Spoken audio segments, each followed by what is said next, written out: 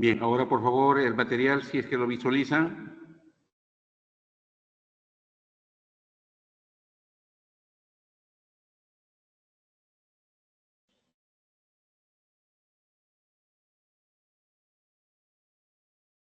Sí, profesor, sí se puede visualizar. Muchas gracias.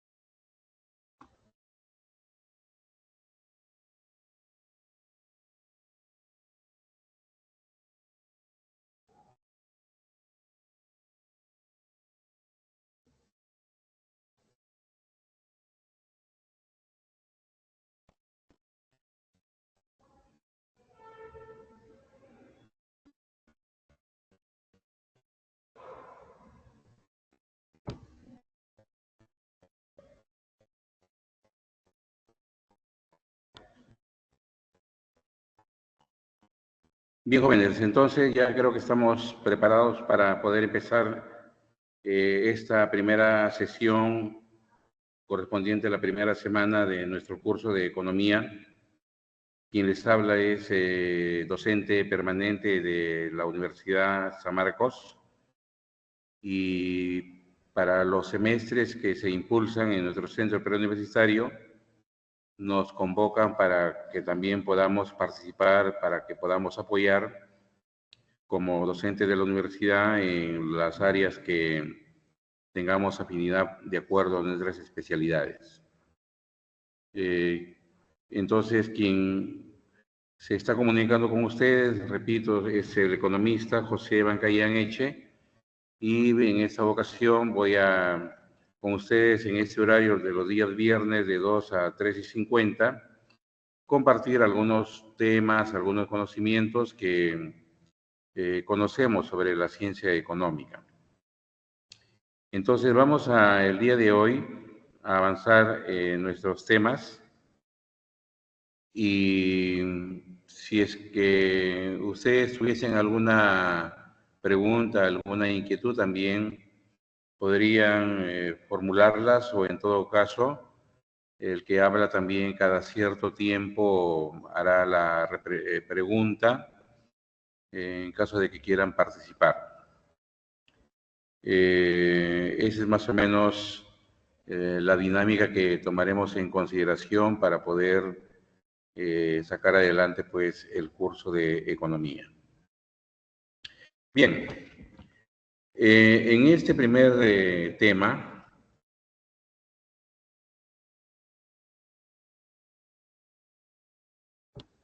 empezamos con algo formal, que pues indudablemente es la definición tanto etimológica como definición científica de la economía como ciencia. Algunos a veces se preguntan, y bueno, ¿para qué me sirve la economía? ¿O qué provecho puedo yo sacar de la economía si es que yo voy a estudiar otra especialidad? ¿Voy a ser psicóloga o voy a ser biólogo? ¿O yo ya decidí estudiar ingeniería civil? A mí más me atrae el derecho, podría alguien también opinar. Y es que la ciencia económica tiene una particularidad. Es una de las ciencias que se imparte en la mayoría de facultades de nuestra universidad, sobre todo para los 2 primeros años de los estudios de pregrado. Entonces, en las ingenierías, en áreas como el derecho, la sociología, la antropología, las áreas sociales, las áreas empresariales con mayor razón, siempre en su plan de estudios consideran cursos básicos de economía, lo que es un curso de economía general para poder empezar, y luego la teoría económica, que comprende un curso de microeconomía y otro curso de macroeconomía. Así que nuestro curso, la ciencia que vamos a estudiar, nos va a seguir siendo de utilidad para muchas cosas. Entonces, vamos viendo en esta primera lámina, cuál pues es la definición etimológica de lo que entendemos por economía. Y nos remontamos a tiempos pues muy inmemorables. Nos remontamos a tiempos que corresponden a pueblos, sociedades muy anteriores a nosotros, y específicamente a la sociedad griega del mundo antiguo, o como algunos llaman de la cultura occidental. Pues ya en estos pueblos existía mucha inquietud por parte de gente dedicada a ampliar sus conocimientos, a buscar cómo sus conocimientos les permitiese entender los problemas que tenían en su entorno o los eventos que ocurrían en su entorno, cómo mejorarlos. Y nos remitimos a la Grecia antigua, aquella sociedad que hasta ahora nos dicen debemos de recordar porque le dio importantes aportes a la humanidad. No solamente la interpretación etimológica de lo que es economía, sino en otros aspectos como por ejemplo la organización de una sociedad a través de un Estado.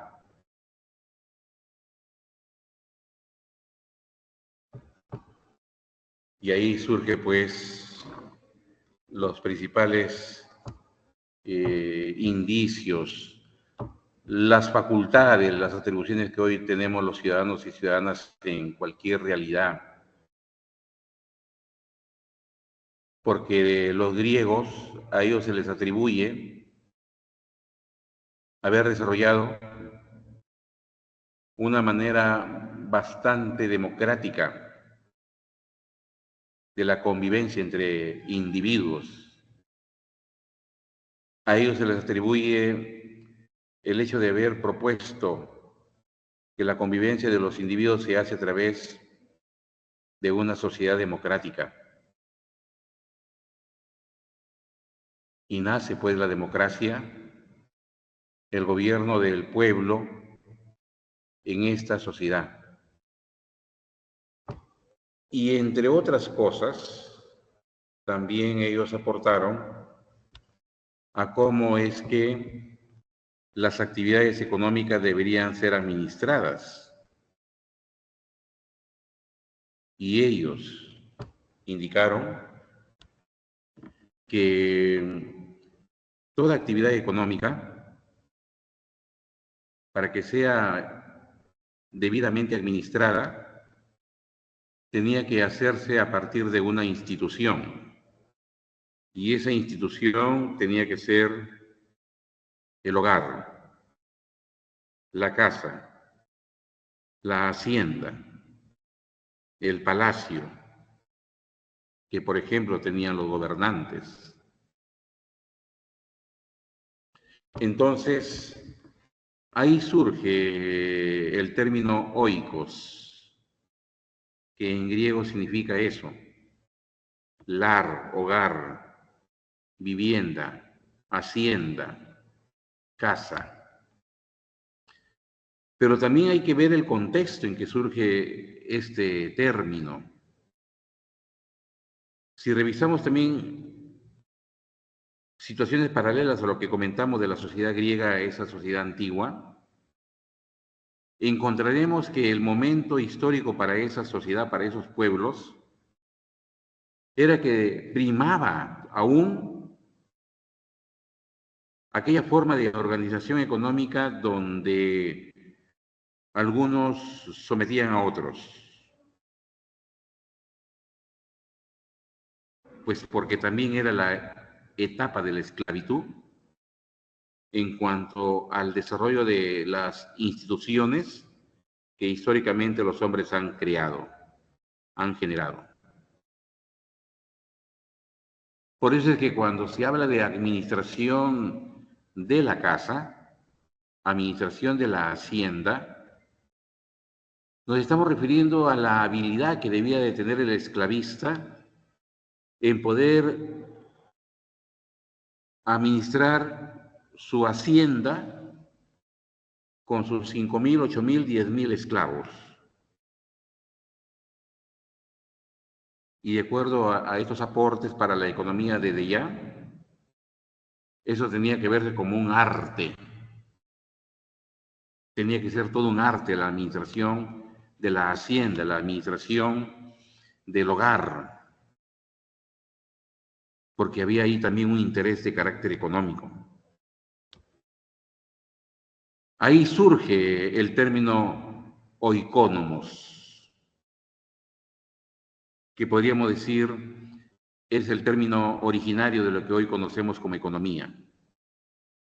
En ese afán de querer entender cómo en una sociedad esclavista como lo fue Grecia, se debía de tener todo un arte para poder ordenar y administrar la hacienda en la que el esclavista pues tenía muchos esclavos que debían de manera forzosa desarrollar actividades económicas.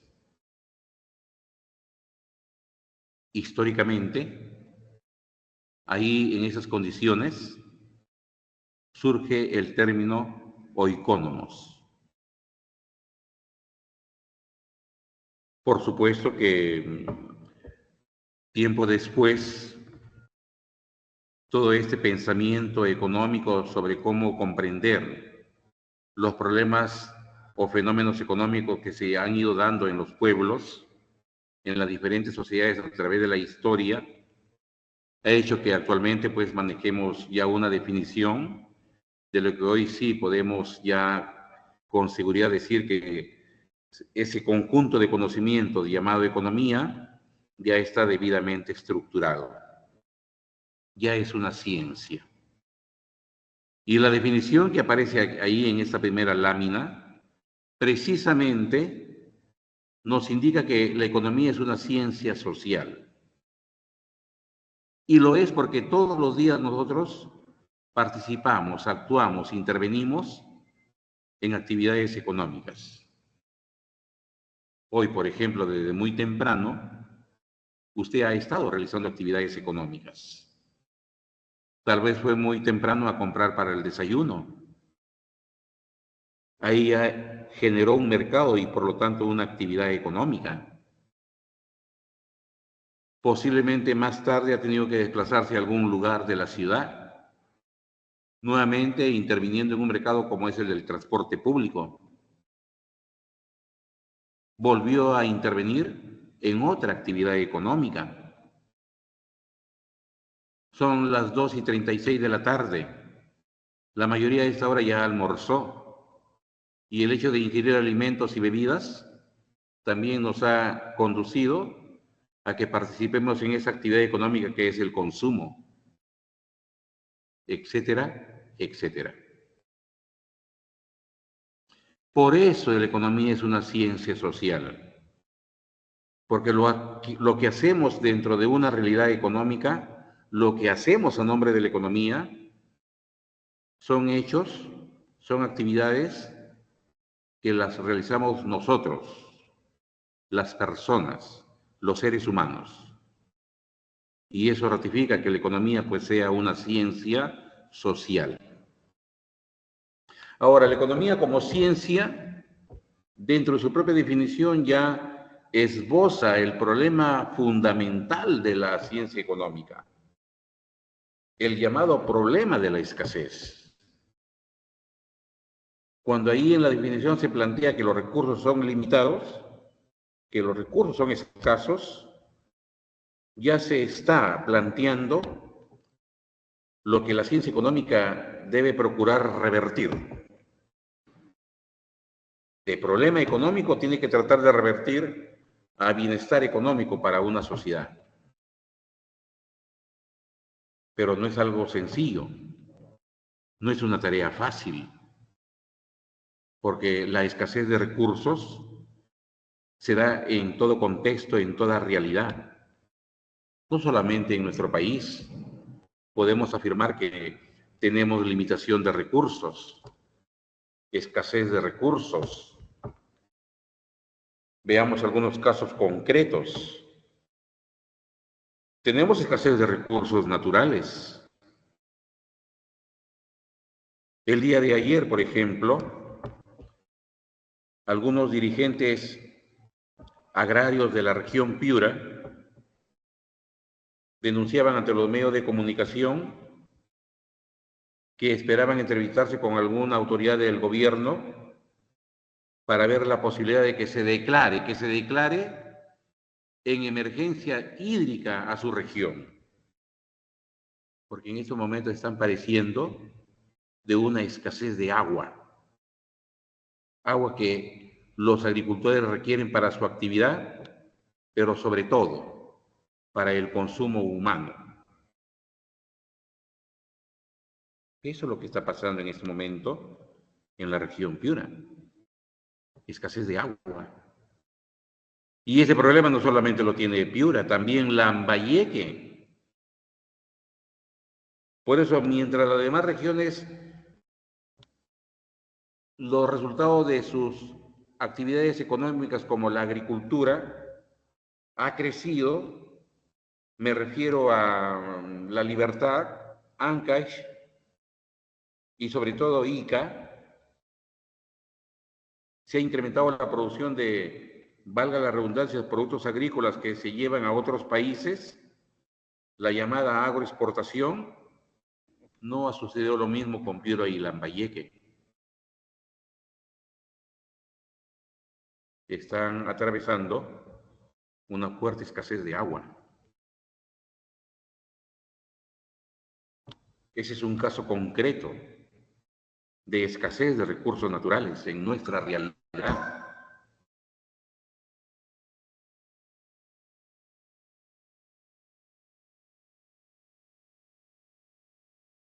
También tenemos escasez de recursos de capital. Nos falta infraestructura. Nos faltan caminos, carreteras, puentes, puertos, aeropuertos. Oiga, y lo que avanzamos no es porque hayamos destinado recursos para poder generar esta infraestructura. Caso concreto del puerto de Chancay. Hemos tenido que esperar que venga una empresa china con sus recursos, con sus inversiones, para lograr tener uno de los mejores puertos del mundo. Si no, probablemente habrían tenido que pasar muchos años para tener un puerto como el que se está terminando en Chancay. Acá en la ciudad de Lima, de no haber sido porque han venido empresas europeas, principalmente francesas, a construir el primer metro subterráneo que va a tener el Perú y en la ciudad de Lima. Oiga, posiblemente habrían tenido que pasar 2, 3 generaciones para ver que en el transporte público sí pueden haber mejoras.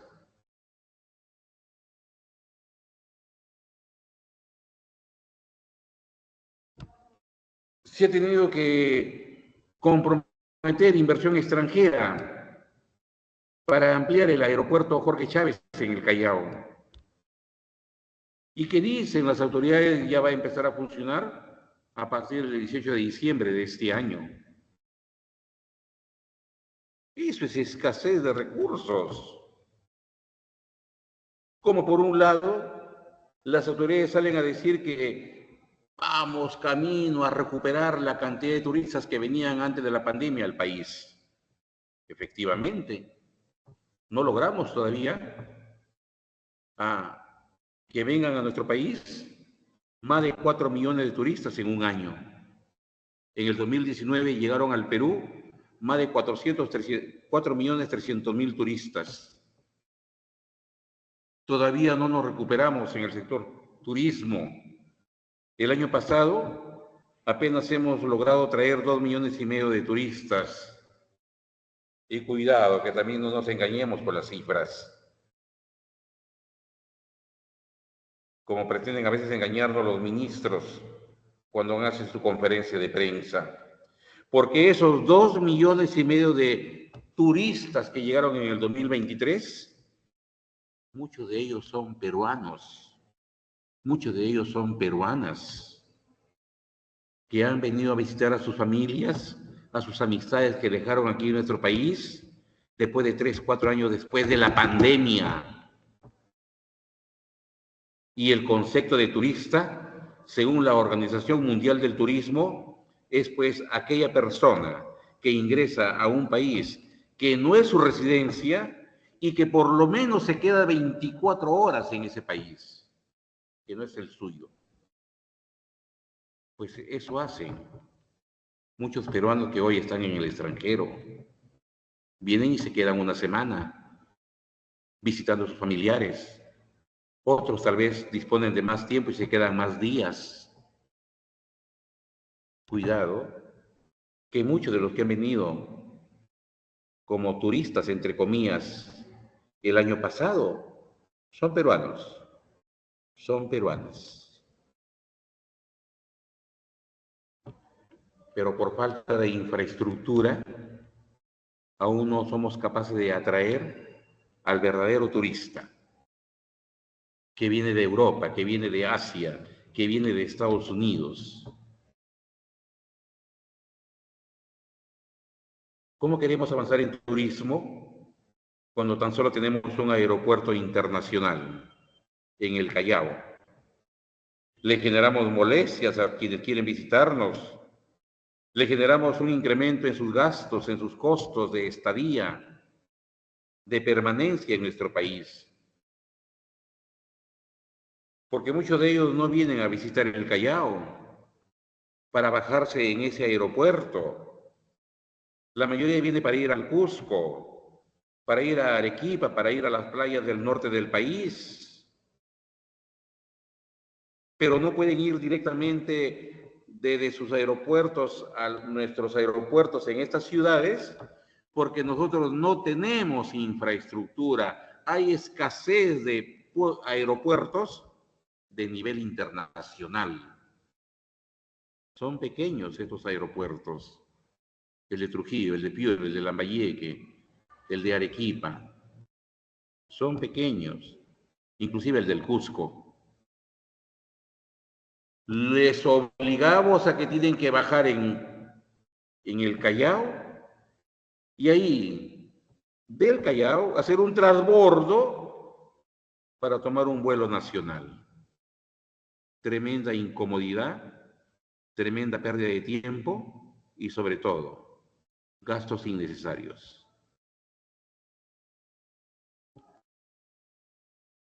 Por eso es que siendo un país con mucha riqueza para los turistas, otros países que prácticamente tienen poco o nada para mostrarse al mundo, llevan más turistas que nosotros. Argentina, antes de la pandemia, 2019, ya llevaba a su país más de 11 millones de turistas, mientras que nosotros apenas 4.300.000. Segundo lugar, Brasil. Tercer lugar, Chile. Chile lleva más turistas que Perú. Y recién en el cuarto lugar aparecemos nosotros. En un cuarto lugar. Claro, sin que intervenga México, porque México más ya coquetea con Estados Unidos y Canadá para los tres en conjunto formar pues América del Norte. Muy buenos son los mexicanos en su sector turismo. ¿Saben cuántos turistas llevan ellos antes de la pandemia? Mientras que aquí el país que más turistas trae es Argentina con 11 millones. En el mismo año 2019 llegaron a México 45 millones de turistas. 10 veces más que el Perú. Y México sí tiene mucho que mostrar, al igual que nosotros. Culturas milenarias, como el Perú. Playas hermosas, como las que tenemos en el norte del país, que nada tendrían que envidiar a Acapulco, ¿no? Por ejemplo, ¿no? Playas allá en México. ¿Cuál es el problema? La escasez, pues, la escasez de infraestructura, la falta de aeropuertos de nivel internacional, la falta de carreteras, puentes, caminos, la falta de hoteles, de alojamientos. Pero también tenemos limitación en cuanto a recursos humanos. No, pero profesor, somos más de 33 millones de peruanos y peruanas, según lo que me he informado a través de INEI, Instituto Nacional de Estadística e Informática. Sí, pues claro, ya somos más de 33 millones.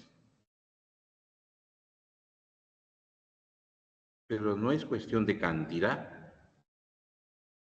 Los recursos humanos hoy se miden por su calidad. Y de esos más de 33 millones,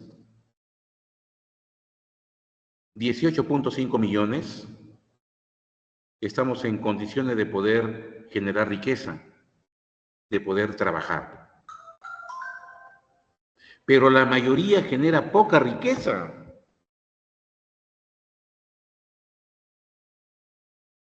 Más de 12 millones de peruanos y peruanas, por tener pocos conocimientos, por trabajar en lo que pueden y como pueden,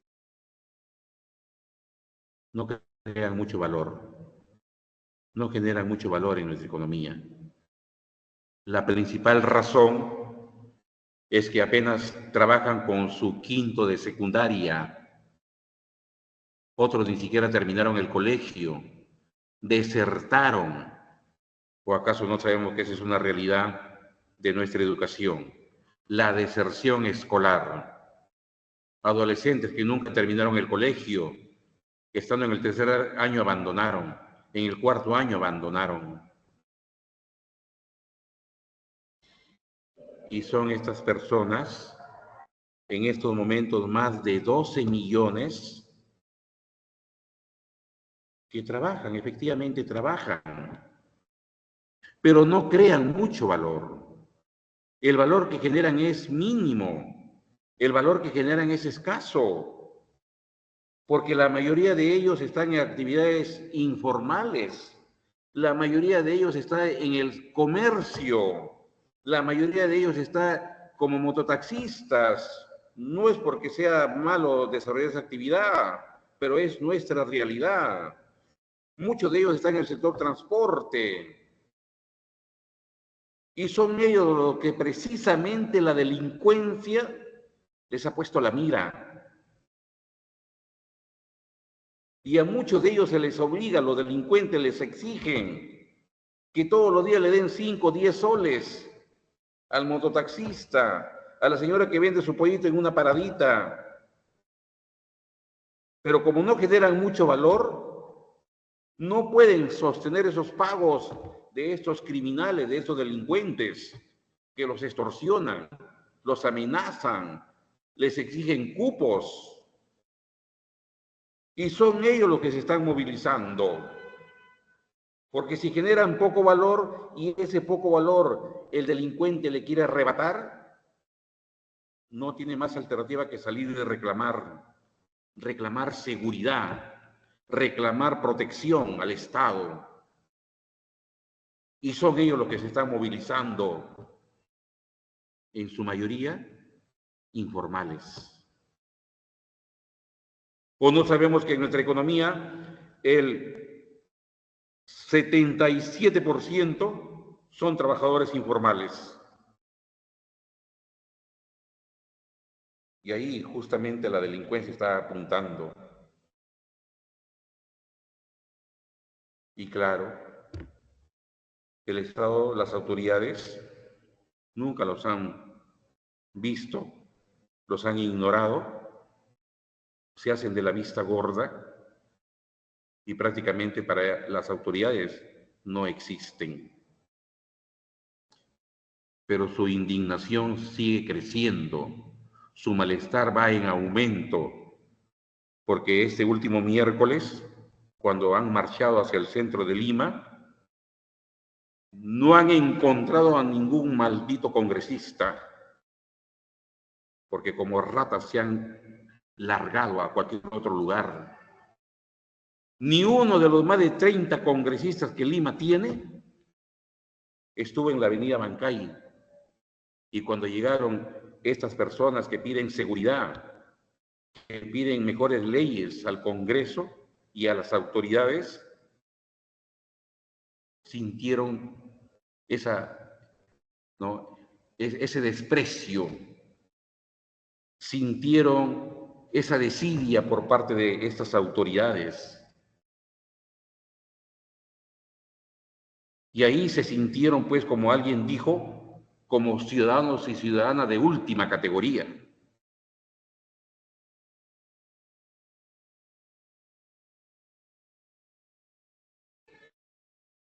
Y pueden irse felices a sus locales gremiales, pueden retornar contentos a desarrollar su actividad, pueden regresar alegres a sus hogares para contarles a sus hijos, sus hijas, que sí lograron lo que querían. Al contrario, estos que dicen ser congresistas, al haber huido, al haberse escondido, están generando una mayor desazón en todos ellos. Y por eso que han dicho, ya no va a ser 24 horas, 72 horas de paro. En los días que aquí en nuestro país se va a llevar a cabo la reunión de los líderes de 21 economías que conforman la Asociación de Cooperación de los Países del Pacífico Sur, APEC. Ya dijeron, porque este miércoles no han logrado nada.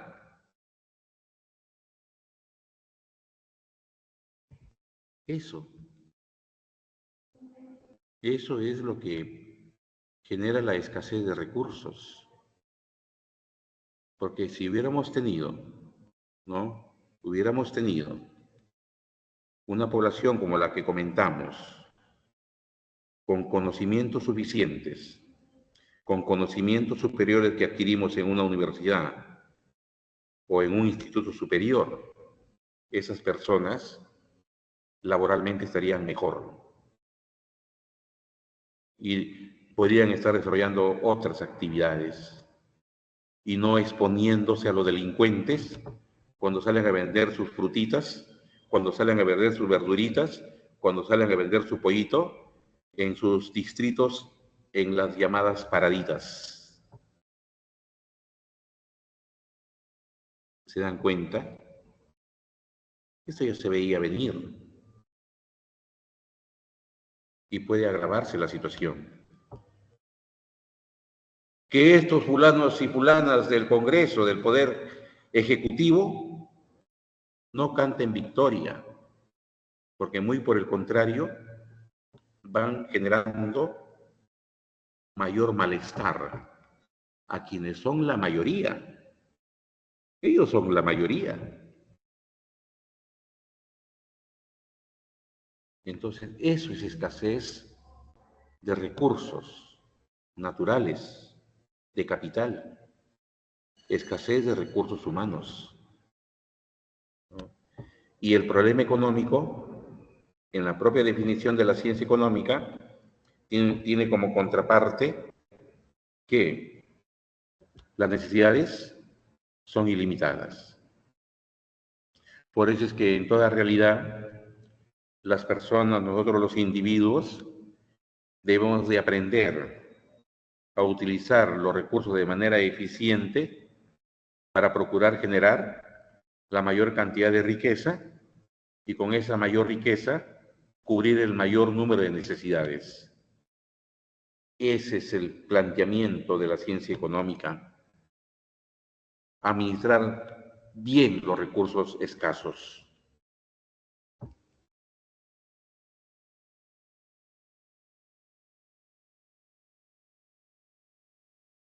Si hubiese alguna pregunta, la pueden formular, si no vamos a continuar. ¿Alguna duda, algún comentario?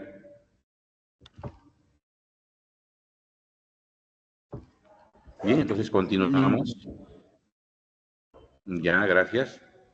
Las ciencias, no solamente la economía, deben de identificar qué es lo más importante a lo que tienen que abocarse.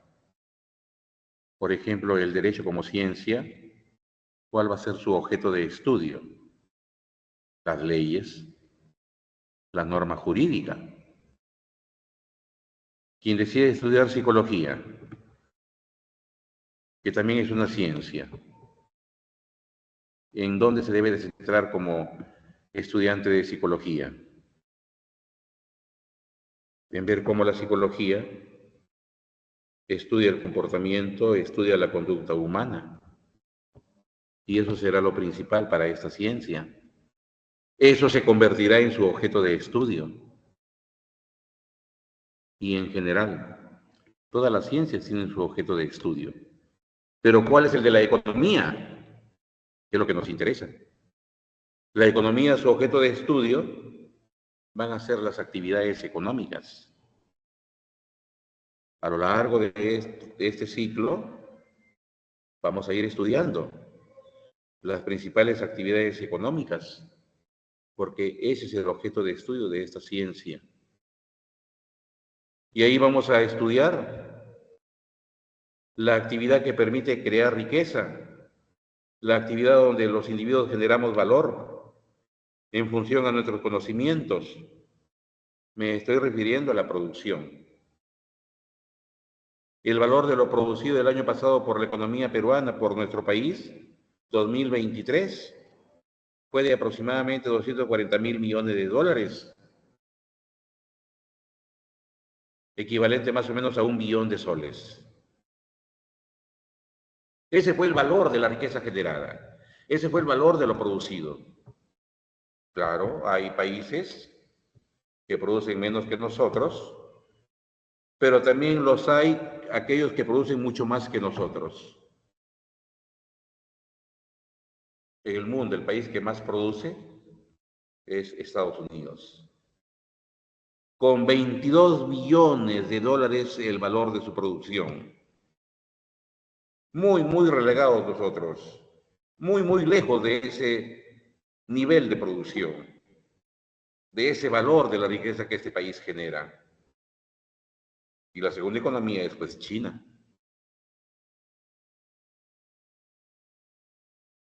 Mientras Estados Unidos necesitó más de 300 años para consolidarse como la primera economía del mundo, China lo viene logrando en menos tiempo. ¿Mm? Lo viene logrando en menos tiempo. Y en algo más de 50 años ya está ubicada como la segunda economía del mundo, con un valor de su producción de 18 billones.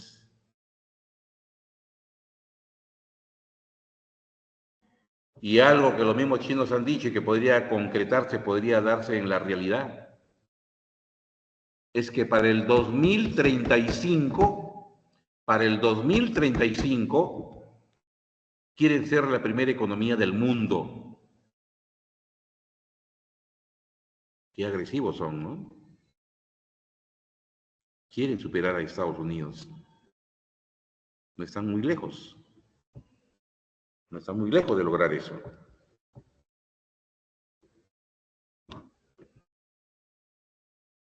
Entonces, el objeto de estudio son estas actividades económicas.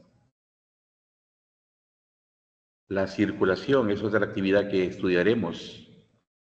Y ahí vamos a ver cómo se reúnen los consumidores, los productores, los ofertantes, los demandantes, cómo van generándose los precios en los mercados, y eso es circulación. Otra actividad económica importante que vamos a también estudiar es el reparto de la riqueza, a lo que llamamos distribución. Sí, la riqueza se reparte entre todos aquellos que la generamos,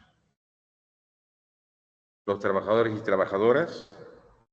Por eso es que cuando se reparte la riqueza, nos corresponde nuestros salarios, nuestras remuneraciones. Los empresarios que también intervienen en la generación de riqueza, a ellos les corresponde sus ganancias. Los capitalistas que también, valga la redundancia, aportan con capital para generar riqueza, ellos cobran sus intereses. Y hasta el gobierno se apropia de una parte de la riqueza que generamos mediante la recaudación de impuestos. Este año, por ejemplo, para que pueda cubrir su presupuesto, el gobierno debería recaudar alrededor de 240.000 millones de soles. Pero no lo va a lograr. No lo va a lograr porque hasta el mes de agosto había llegado a una recaudación, según datos de la SUNAT, de más o menos 150.000 millones de soles. 90.000 millones de soles no va a recaudar en los pocos meses que restan para que termine el año. Entonces, si el gobierno viene ejecutando un presupuesto de 240.000 millones de soles, y para cubrir ese presupuesto debería recaudar la misma cifra, pero no lo va a hacer, no va a alcanzar esa cifra, entonces terminamos con lo que en economía llamamos déficit fiscal. Este año el déficit fiscal lo más probable es que se incremente.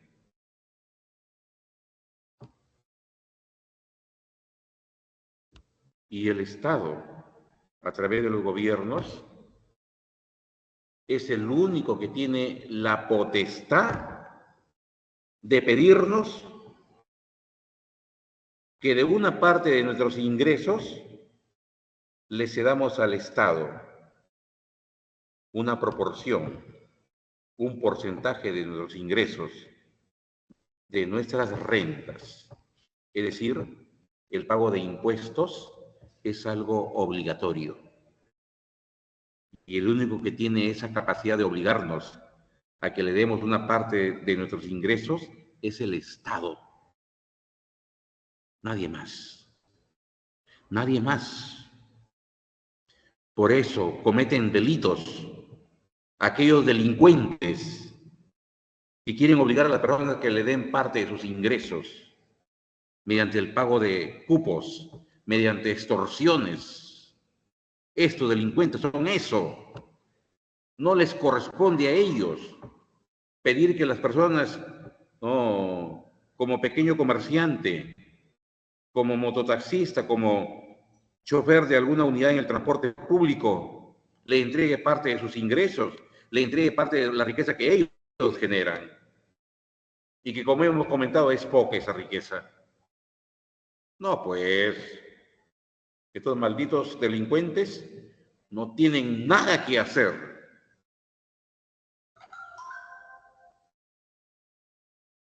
Si quieren tener algo de ingresos, que como todos nosotros, lo obtengan lícitamente. Pero qué sinvergüenzas. Mediante la violencia quieren que los mantengamos. Ese es un delito. La extorsión, ¿no? El pago de cupos. No. En una sociedad como la que nos ha tocado vivir, el único que tiene la capacidad de exigirnos que le demos una parte de nuestros ingresos es el Estado. nadie más. Nadie más. También vamos a estudiar el consumo, otra actividad importante que consiste en utilizar lo que se ha producido. Vamos también a estudiar la inversión como actividad económica que significa que las empresas pueden recuperar los bienes de capital que ya no sirven para seguir produciendo por su constante uso. Las máquinas van quedando obsoletas, van quedando como activos ya desgastados. Y mucho mejor si la empresa logra incrementar el volumen de sus activos, de su número de máquinas. Eso es inversión, actividad que también vamos a estudiar. ¿Pero con qué propósito? ¿Para qué nos esforzamos en identificar el objeto de estudio de la economía? ¿Con qué propósito? ¿No? Pues el propósito es que queremos averiguar algo más de la producción, de la circulación, de la distribución, del consumo, de la inversión y de otras actividades económicas. Queremos conocer la verdad de cómo se desarrollan estas actividades en nuestra realidad.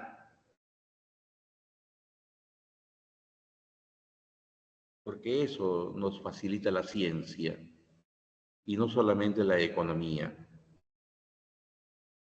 Usted, si ya eligió estudiar Derecho, cuando estudie esta ciencia que es la ciencia de la norma jurídica, en su formación como abogado o abogada, va a aprender a hablar con la verdad. Y cuando tenga que, ¿no?, defender a su patrocinado o patrocinada, lo hará con la verdad en la mano.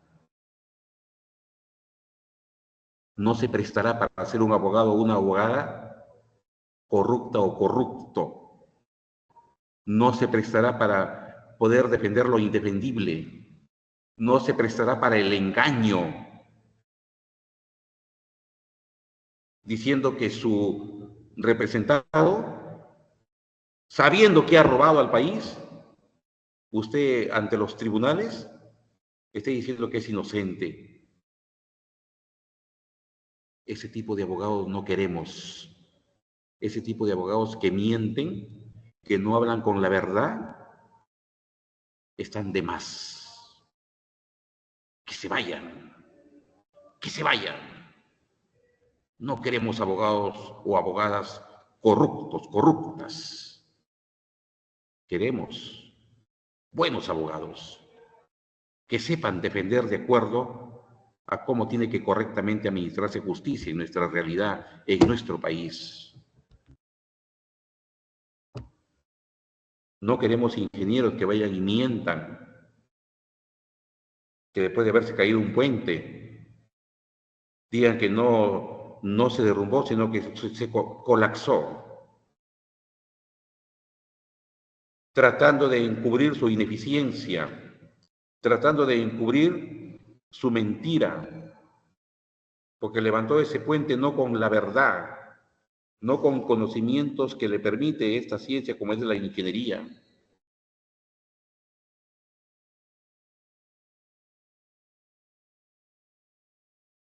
No queremos una psicóloga que cuando tenga que constatar, diagnosticar qué es lo que le está pasando a su paciente, le mienta, le engañe.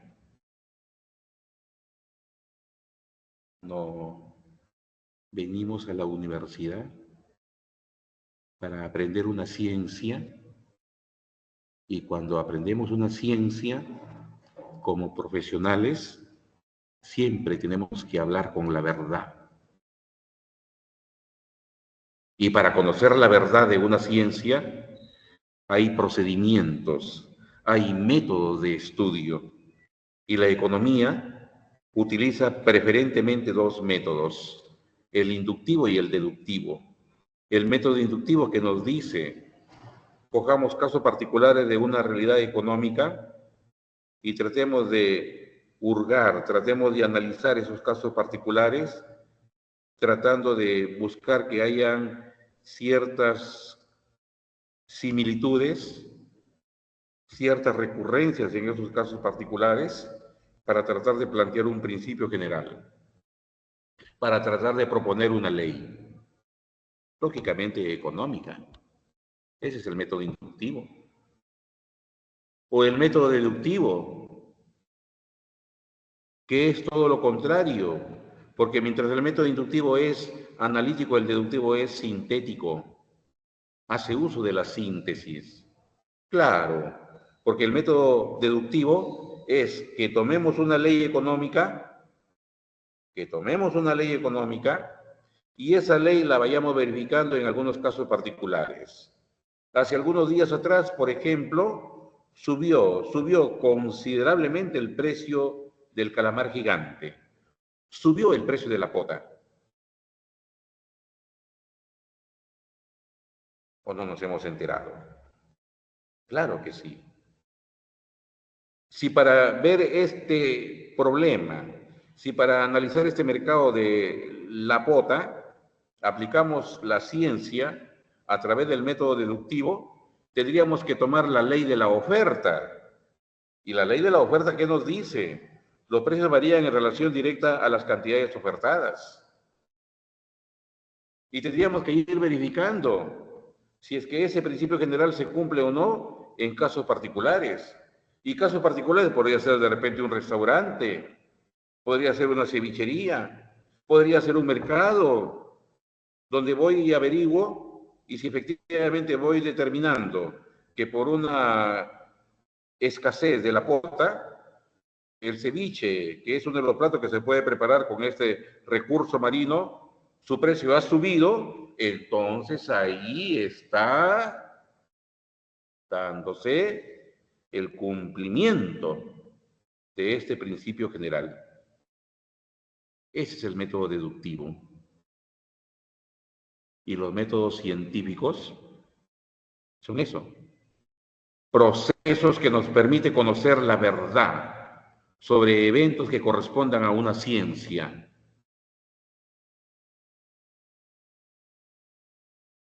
Y eso es lo que tenemos que hacer siempre como profesionales.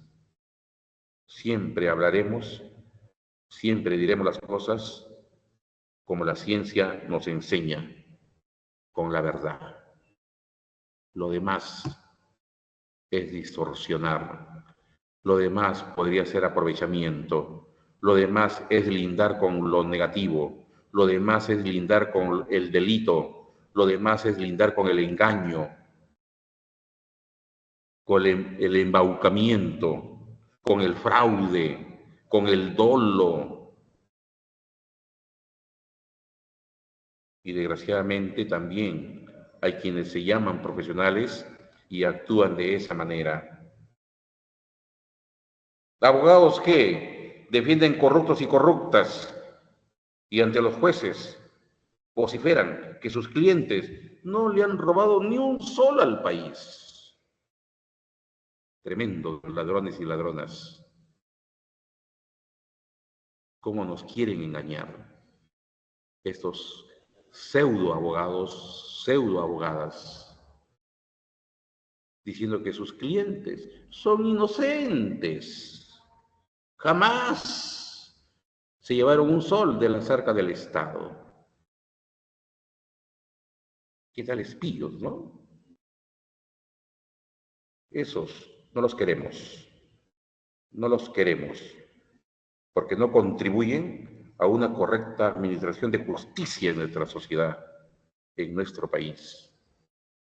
Que se vayan a hacer cualquier otra cosa, pero como abogados, no sirven, porque no actúan con la verdad.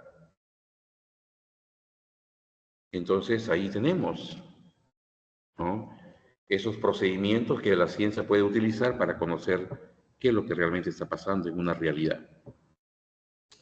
¿Y para qué pues hacer economía? ¿Cuál es la finalidad? La finalidad es pues que hacemos economía porque hay pues dos principales propósitos. El principal propósito es que quienes se abocan a esta ciencia puedan pues ordenar, puedan sistematizar los datos, la información que sobre eventos económicos quieren pues estudiar, averiguar, analizar. Oiga, le acaban de dar el premio Nobel a 3 economistas norteamericanos, Acemoglu, Johnson, son 2 de ellos. ¿Y por qué les han dado el premio Nobel de Economía? Porque precisamente han logrado el fin teórico de la ciencia económica. En 20, 30 años, estos economistas lo que han hecho es estudiar por qué en el mundo hay muchas diferencias entre los habitantes de un país y entre países. Acemoglu ha escrito un libro, más o menos en el año 2010, 2014. ¿Por qué fracasan los países? Así tituló su libro hace unos años atrás. ¿Por qué fracasan los países? ¿Por qué estamos nosotros como país fracasando? ¿Por qué no viene la prosperidad como en Corea del Sur, como en Dinamarca, como en Nueva Zelanda, como en Noruega, como en Australia? ¿Por qué esa prosperidad, ese bienestar que sí experimentan pueblos en otros países, nosotros no estamos experimentando mejoras en nuestras condiciones de vida? ¿Qué está pasando? Acemoglu lo explica bien y lo hace científicamente. Por eso, como reconocimiento a su trabajo, ahí está, su premio Nobel. Y el otro fin de la economía es el práctico, el fin práctico. Lo dije al inicio cuando explicaba la definición de economía. El fin práctico implica que logremos el bienestar, que logremos salir de una situación precaria como la que aún es nuestro país, que superemos nuestros problemas. El fin práctico es lograr el bienestar para todos, es lograr el bienestar general. Y vamos a ser evaluados. Dentro de poco, ya estamos en 2024, en el 2030 van a venir los organismos internacionales que conforman el Grupo Banco Mundial y van a ir a todos los países del mundo para evaluarnos y ver si es que hemos avanzado en estos últimos años, desde el 2017, desde el 2014, ¿no? En que el Banco Mundial aprobó los 17 Objetivos de Desarrollo Sostenible, los famosos objetivos ODS. Sí, en el 2030 seremos evaluados si hemos logrado metas o no. Y yo le puedo adelantar que no hemos hecho mucho por alcanzar metas de estos objetivos. Seguimos relegados en comparación con otros países que sí están alcanzando sus metas, que sí están trabajando para que estos objetivos se puedan concretar en sus realidades. Pero Perú no es la misma situación. Ese es el otro propósito de la ciencia económica. Ese es el fin práctico, alcanzar el bienestar, ¿no? Ya esto lo hemos visto, lo pasamos. Y aquí vamos a, bueno, comentar rápidamente, salvo que haya alguna pregunta. Si hay alguna pregunta, algún comentario. algo que quieran de repente decirnos, pueden hacerlo, no hay ningún problema. Active su micrófono y puede participar.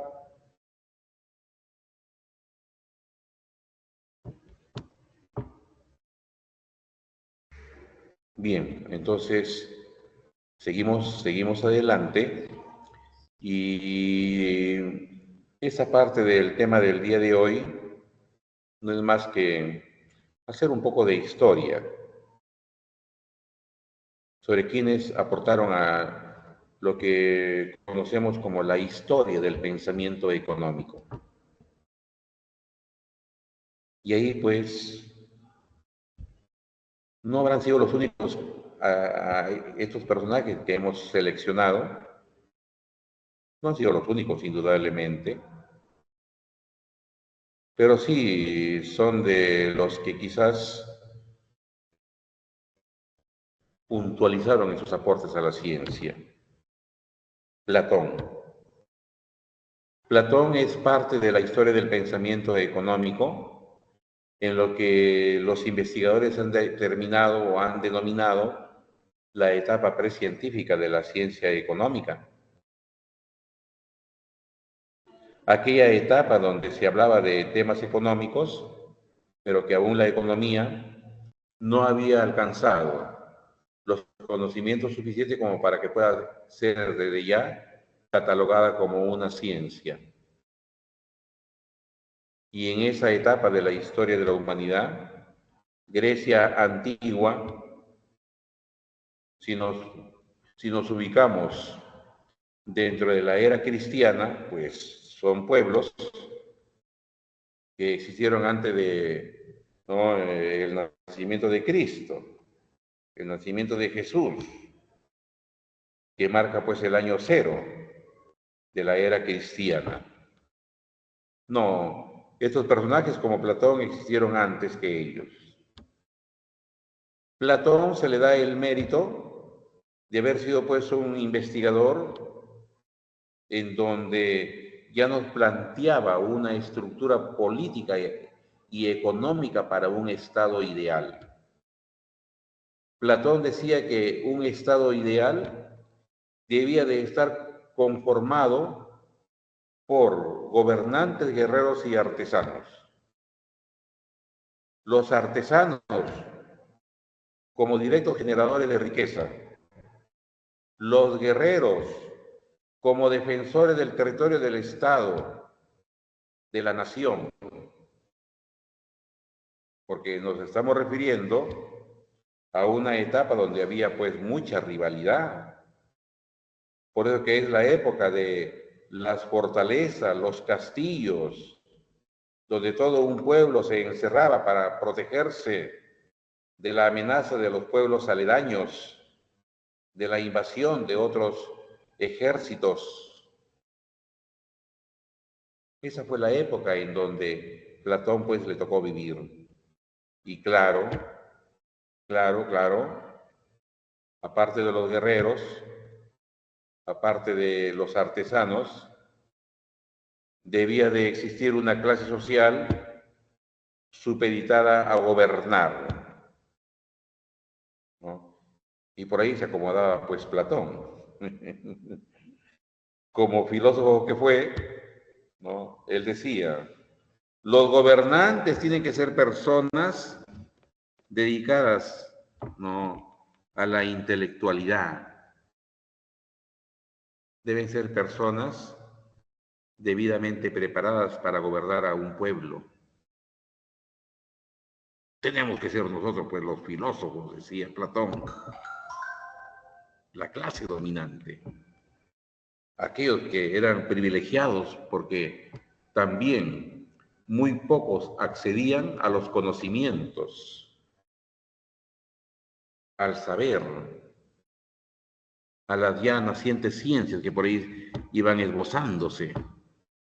Platón también es de aquellos que plantearon que una sociedad puede generar en mejores condiciones su riqueza cuando esa sociedad se especializa, cuando se va dando tareas específicas para los individuos, cuando se plasma en una realidad la división del trabajo, Platón también fue de aquellos que justificaron el cobro de un excedente cuando se da un préstamo, porque quien tiene un poco de dinero, según la concepción platónica, pues ese poco de dinero, ¿no?, a quien pertenezca, pues su dueño se ha tenido que privar, no lo ha gastado, no lo ha consumido, y como está haciendo un esfuerzo por mantenerlo, si es que otro lo necesita, merece que alguien le reconozca un excedente, merece una ganancia, merece que le paguen un interés. Y él concluía pues que las ganancias del dinero son males necesarios, porque se requiere para que avance la sociedad. Defensor de la propiedad privada, defensor de que una sociedad tiene que estar dividida en clases sociales. Luego tenemos también en la época antigua a Aristóteles, que coincidía en algunas cosas con el maestro, defendía también la propiedad privada, planteaba que la sociedad tenía que estar dividida en clases sociales, pero además de ello, se interesó porque una nación debía estar debidamente administrada. Y Aristóteles también fue partidario de que la presencia del dinero era un mal necesario. Era un mecanismo natural para que las personas, con estos elementos que es el dinero, pudieran satisfacer sus necesidades. Oiga, pero también no perdamos de vista que estamos hablando de un tiempo en que el dinero pues no era un billete, una moneda como hoy sí lo utilizamos. Estamos hablando de una etapa en que dinero podía ser el trigo, podía ser cabezas de ganado, dinero podía ser la leche, dinero podía ser el aceite. Entonces, también es una etapa en la que las llamadas formas de dinero, si la persona que poseía esas formas de dinero tenía cabeza de ganado, tenía leche, tenía carne, tenía trigo, etcétera, pues podía utilizar de manera directa para cubrir sus necesidades. Entonces, de ahí vienen estas propuestas, planteamiento de Aristóteles. El dinero es un mecanismo natural para satisfacer necesidades.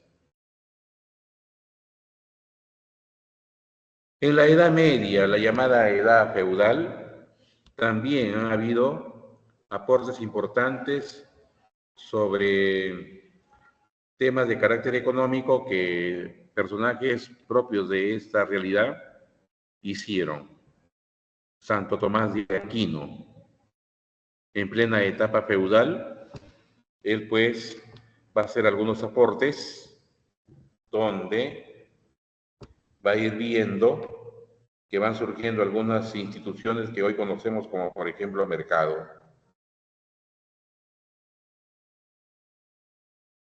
Santo Tomás de Aquino condenó la usura.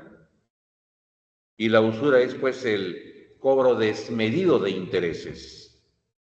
Cobro desmedido de intereses. En ese tiempo se le llamaba usura. Ahora se le llama gota a gota. Esos nefastos créditos, los gota a gota, donde el cobro de intereses ya es delincuencial, donde el cobro de intereses es una manera desmedida de apropiarse de la riqueza ajena. Y eso hacen estos delincuentes a través de estos créditos llamados gota a gota.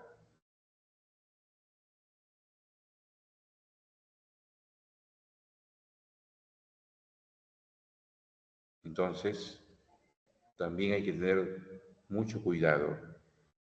Según un informe hoy del Instituto Peruano de Economía, más de 250.000 familias, lamentablemente, han sido captadas por estos delincuentes para estos préstamos, el gota a gota.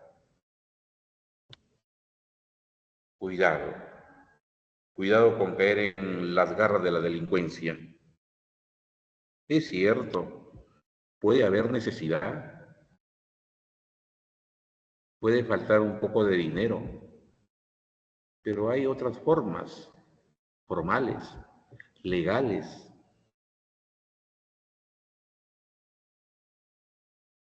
No, pero que me es muy caro, que me cuesta un poquito más. El gota a gota es más barato. Sí, pues, pero ¿cómo resulta ser más barato? Donde puedes arriesgar hasta tu propia vida. Vea, ya en la época medieval había también situaciones parecidas. Y donde Santo Tomás de Aquino, pues él no estaba de acuerdo con estas formas de créditos, donde los intereses eran excesivamente altos. Y la Iglesia Católica llama a ello usura, usura.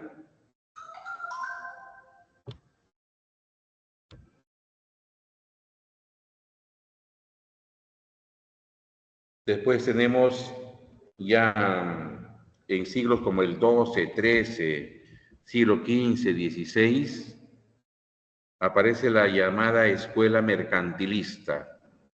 Ahí tenemos a uno de sus varios representantes, Jean-Baptiste Colbert. Pero también podríamos mencionar a Thomas Moon, David Hume, Jean Stuart, Antonio de Montchertien, Antonio Serra y muchos otros. Planteamiento básico de los mercantilistas. Un pueblo, una nación, un país puede acumular riqueza a través del comercio, pero del comercio con sus vecinos. Porque el planteamiento mercantilista es, en el país se tienen que generar, se tienen que producir productos manufacturados de alto valor. Y esos productos manufacturados, vendérselo a nuestros vecinos. Pero algo importante, dijeron los mercantilistas, cuando vayamos a cobrar, cuando vamos a pedir que nos paguen esos productos que le estamos vendiendo a nuestros vecinos, a través del comercio internacional, debemos de pedirles que lo hagan en oro. Debemos de pedirles que al menos nos paguen en barras de plata. Pero si es oro, mucho mejor. Ese es un planteamiento fundamental de los mercantilistas. Balanzas comerciales favorables para el país. Claro, porque para los mercantilistas, la única forma para poder acumular los metales preciosos era venderle productos manufacturados a los vecinos, y si algo nos tenían que vender los vecinos, debían ser únicamente materias primas. Y hasta ahora hay mucho de esto. Hay mucho de esto. China nos vende vehículos, China nos vende computadoras, China nos vende maquinaria. ¿Y qué le vendemos nosotros? Le vendemos cobre, le vendemos hierro, le vendemos zinc, le vendemos espárragos, le vendemos, ¿no?, uvas. Entonces lo que le vendemos hoy a China es de menos valor de lo que ellos nos venden. Pues estas ideas datan de hace mucho tiempo atrás. Ya los mercantilistas planteaban que la forma de enriquecerse para un país era vendiendo productos con alto valor y comprando productos de bajo valor, porque la diferencia siempre iba a ser favorable para el país, lo que debía de concretarse en una acumulación de metales preciosos, porque también estamos hablando de una época, de un tiempo en que el comercio se saldaba en barras de oro, en lingotes de oro o por lo menos de plata. Y la acumulación de estos metales era para los mercantilistas una clara señal de que ese pueblo se estaba enriqueciendo, de que ese pueblo se estaba haciendo fuerte económicamente, cuando entraba a ese proceso de acumulación de metales preciosos. Claro, con el apoyo también del Estado. La escuela fisiócrata surge en Francia, siglo XVIII. ¿Alguien nos podría comentar qué pasaba en Francia en el siglo XVIII? Alguien que de repente le gusta leer, le gusta la historia.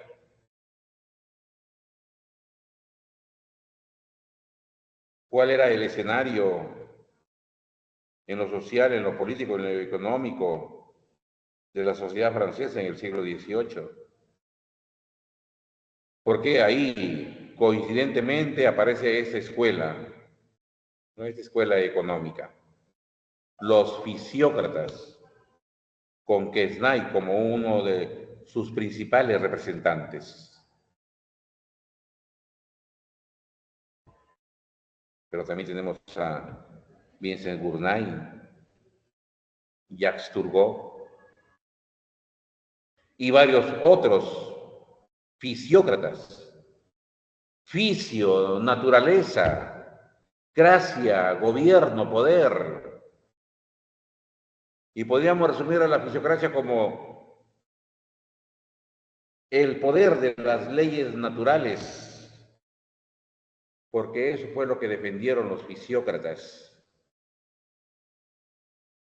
Estado, tú no tienes por qué inmiscuirte. Estado, no te metas en asuntos que no te compete.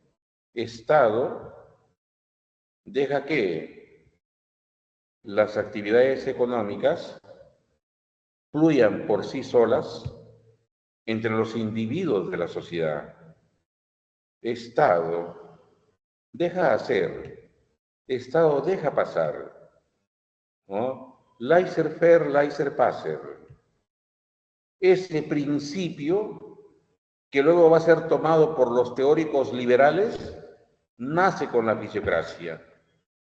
Dejad hacer, dejad pasar, dejad que el mundo camine solo.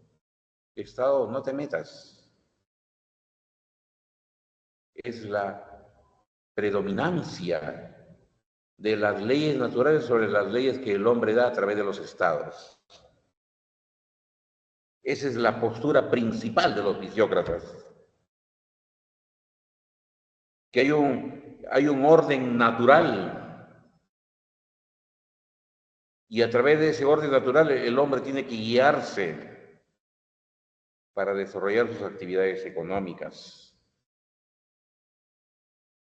¿no? Por eso también algunos relacionan todo esto con el poder de la tierra.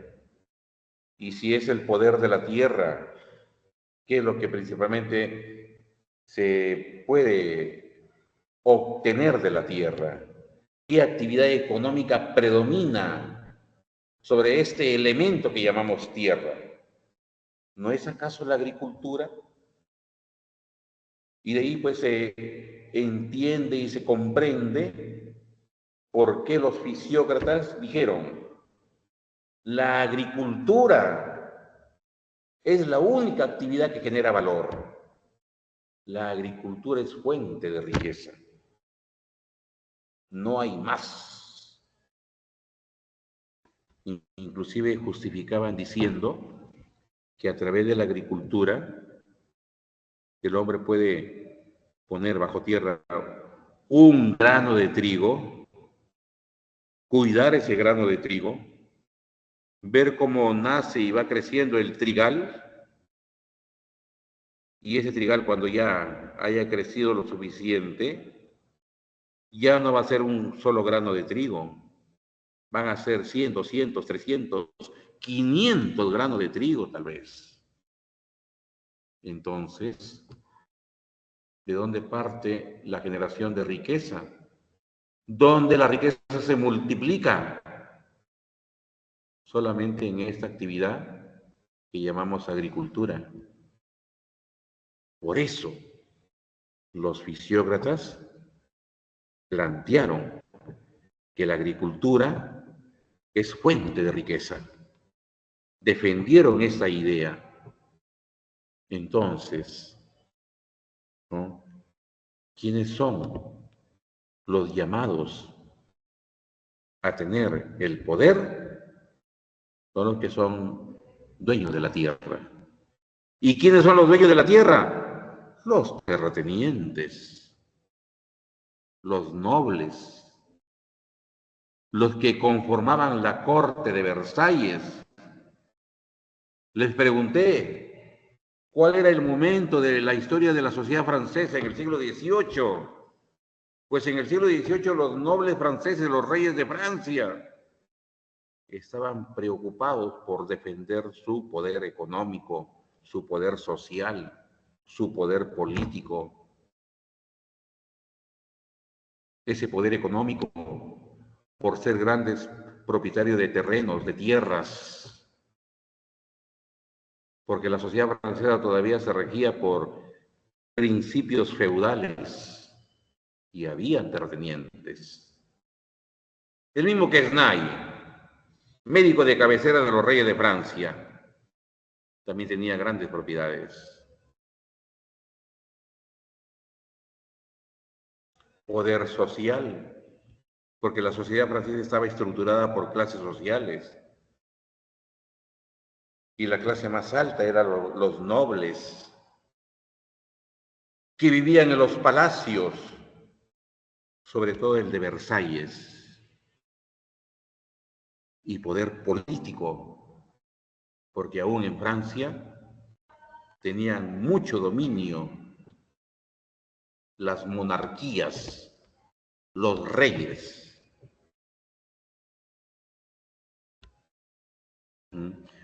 Por eso que los fisiócratas defendieron ese estatus.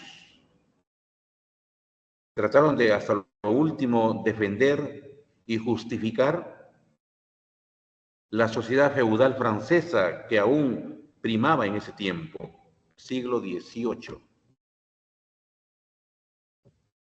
Pero claro, las ideas de los fisiócratas no va a durar mucho, porque años después, ¿no?, vamos a ver la revolución.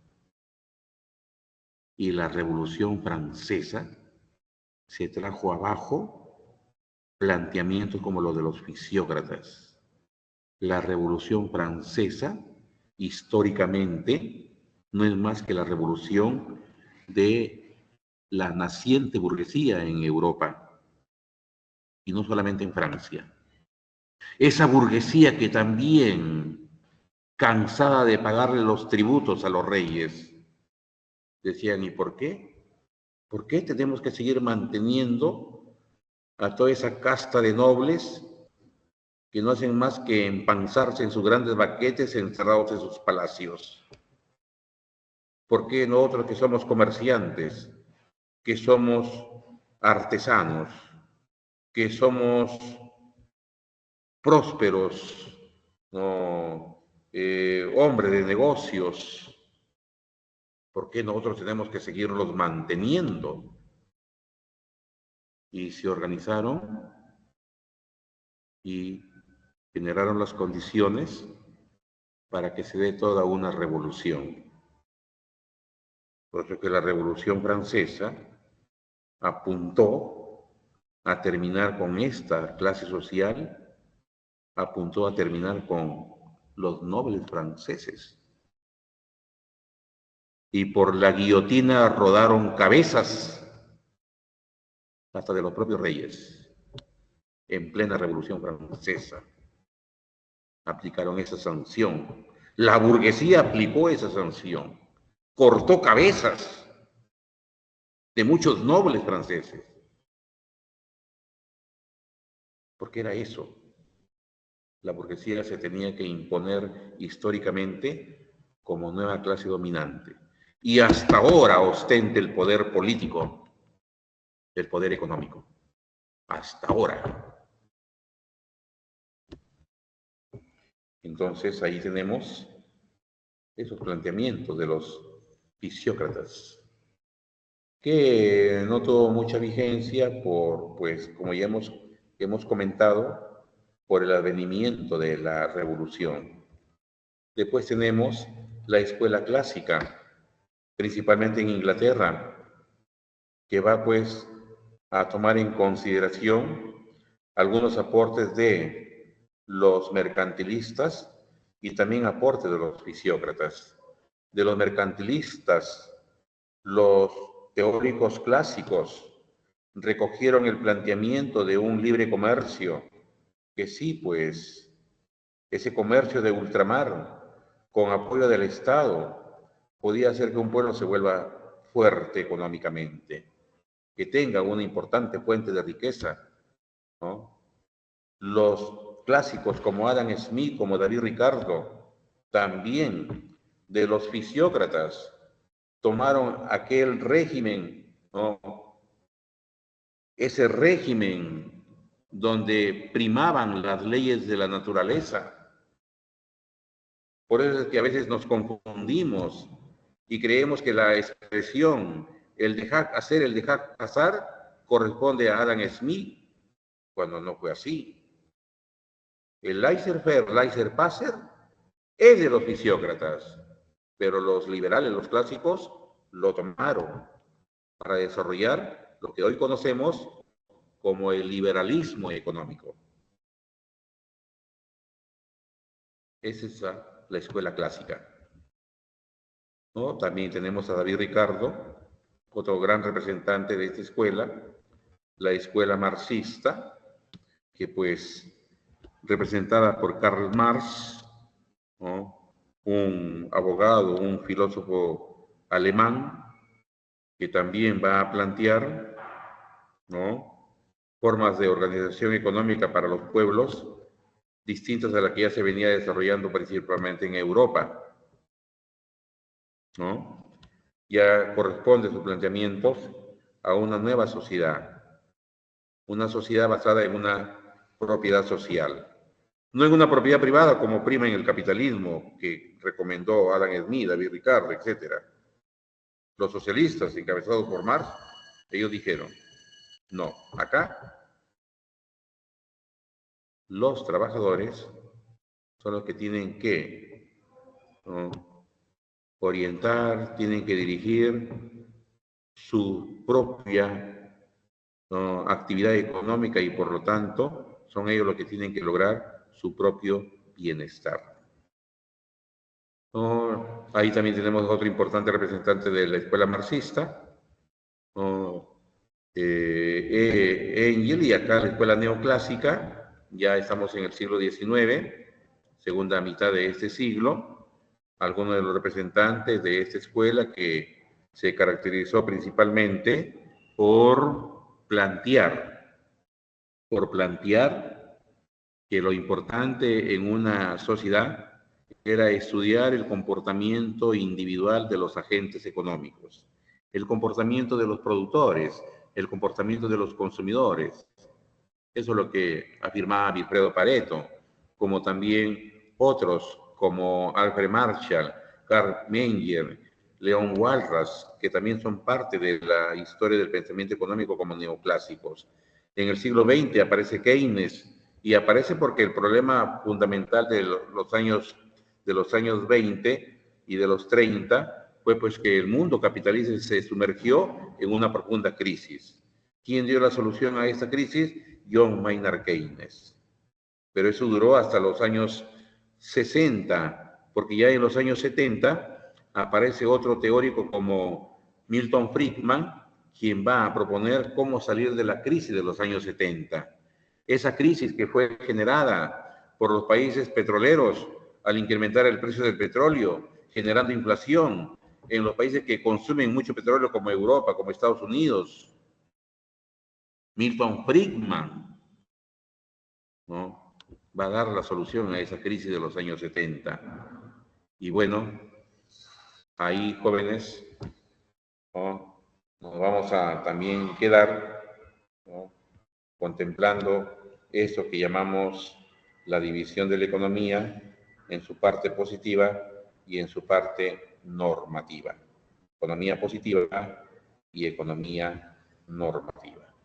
Bueno, no quiero abusar de su tiempo y ya es hora que terminemos. Nuestro horario es hasta las 3:50 y ya nos pasamos 3 minutos. Bien, muchas gracias, jóvenes. Muchas gracias por su participación. Muchas gracias por haber estado presentes el día de hoy. Y bueno, ya ustedes saben que tienen el servicio de consultas a través de colegas que también directamente pueden comunicarse con ustedes. Y si hoy por alguna razón no ha querido participar haciendo alguna consulta, alguna pregunta, a través de los servicios del chat no puede hacerlo. Por mi parte, muchas gracias por Profesor, su disculpe, participación hoy. una pregunta. Sí, ¿Nos podría mostrar las claves, por favor, para terminar de desarrollar? ya, sí. Gracias por hacerme recordar. Gracias por hacerme recordar. A ver, ahí tenemos las claves. ¿Las pueden visualizar? No, ¿Se profesor, visualiza sale todavía? sistemas económicos. No.